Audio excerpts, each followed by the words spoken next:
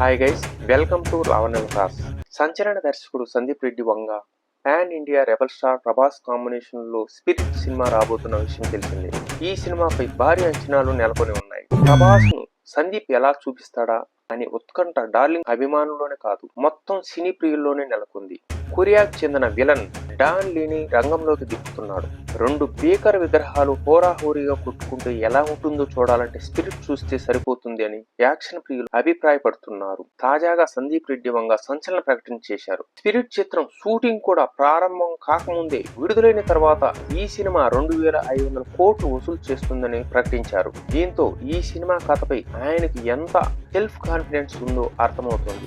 సందీప్ ప్రకటనతో డార్లింగ్ అభిమానులు ఖుషి అవుతున్నారు. ఇప్పటి వరకు ప్రపంచ వ్యాప్తంగా అత్యధిక కలెక్షన్ సాధించిన సినిమాలుగా దంగల్ అండ్ బాహుబలి మాత్రమే ఉన్నాయి. ఆ తర్వాత పుష్ప సినిమా. అయితే దంగల్ ఇండియాలో కేవలం 800 కోట్లు మాత్రం వసూలు చేసి చైనాలో విడుదల చేస్తే 1200 కోట్ల రూపాయలు వసూలు కొల్లగొట్టింది.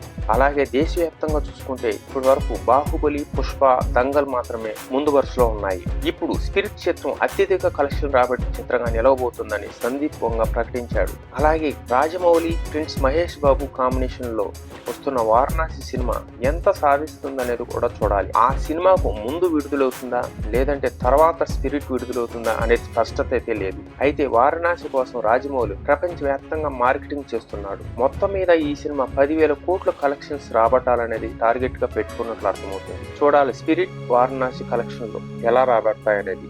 Thank you guys. మరో ఇంట్రెస్టింగ్ పాయింట్ తో మీ ముందుకు